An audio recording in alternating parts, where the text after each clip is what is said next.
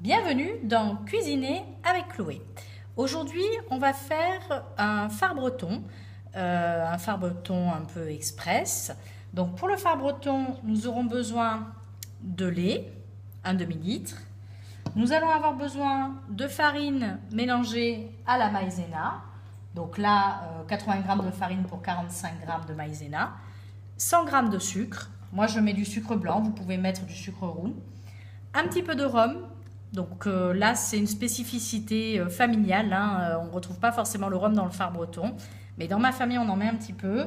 Alors, on met un bouchon et demi, voilà, en fonction de l'appréciation du rhum. Des pruneaux, donc d'agen.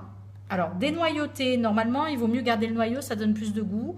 Mais comme là, il y a des enfants qui en mangent, je préfère les prendre dénoyautés. Il en faut à peu près 16. Maintenant, vous pouvez en mettre un petit peu plus. Voilà pour l'ensemble des ingrédients. Il faut donc beurrer votre moule et allumer votre four à 200 degrés avant de commencer. Une fois qu'on a fait ça, donc il faut placer le lait dans la casserole. Alors, je vais demander à mon assistante de le faire. Hop là. Et vous allez le faire chauffer. Donc, je le fais chauffer. Je vais demander à mon assistante de mettre la farine dans le plat. Dans le plat en fer. Voilà, dans le plat en fer. Donc, farine est mélangée avec la maïzena, que vous voyez ici. Nous allons y mettre aussi le sucre. Donc, je ne sais pas si vous voyez bien. Donc, on va mettre le sucre. Voilà. On va y rajouter également les œufs. Donc, j'ai oublié de vous le dire, il y a 3 œufs.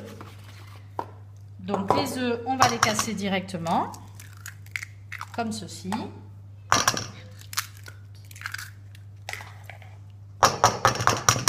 Et voilà. Donc, les œufs, on les met entiers. En effet, j'ai un petit peu de coquilles, donc on va essayer de les enlever.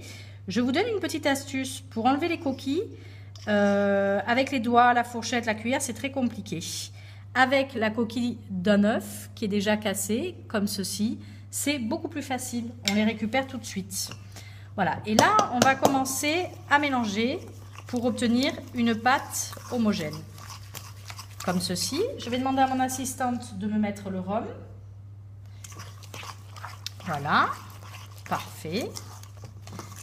Donc, comme ceci. Voilà, vous voyez, ça commence à prendre forme. Donc, très bien. Le but, c'est de faire une pâte, donc comme vous l'aurez compris, bien homogène, sans grumeaux. Alors, certains rajoutent aussi de la vanille, du sucre vanillé. Vous pouvez le faire. Moi, je n'en mets pas parce que je trouve que le rhum donne déjà du goût. Avec les pruneaux, ça suffit. Mais bon, voilà.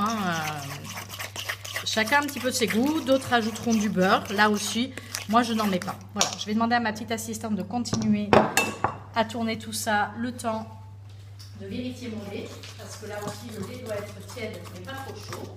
Donc là il est à température idéale. Donc je vais lui demander de continuer à tourner et pendant ce temps je vais délicatement rajouter le lait. Voilà, donc il ne faut pas qu'il soit trop chaud. Comme ceci. Donc ça fait en fait un peu comme une pâte à crêpes finalement. Avec évidemment pas les mêmes proportions. Voilà. Donc une fois que le mélange est bien homogène, on va le verser dans le plat. Donc là, attention, hop là, voilà, je mets comme ça, au moins vous voyez mieux la préparation. Donc on verse tout dans le plat qu'on a évidemment beurré parce que sinon on n'arrivera pas à prendre. Et là, on va y ajouter les pruneaux un petit peu partout. Voilà. Alors, il faut surtout en mettre au milieu. Voilà, je dis ça à mon assistante. Voilà, peut-être un peu là. Voilà, ça ira, ça suffit. Voilà, à peu près 16. Voilà, vous vérifiez un peu avec le doigt. Voilà, et maintenant, le phare breton est prêt. On va l'enfourner pour à peu près 35-40 minutes à votre four, donc qui est à 200 degrés. Un petit truc pour vérifier s'il est bien cuit. Vous pouvez planter la pointe d'un couteau si elle ressort sèche, mais évidemment humide, hein, puisque c'est un dessert qui ne sera pas compact. Vous pouvez le retirer et évidemment, privilégier le fait de le manger plutôt tiède, voire froid, ça sera meilleur. Voilà, écoutez, bon appétit, le tour est joué et à bientôt dans Cuisiner avec Chloé.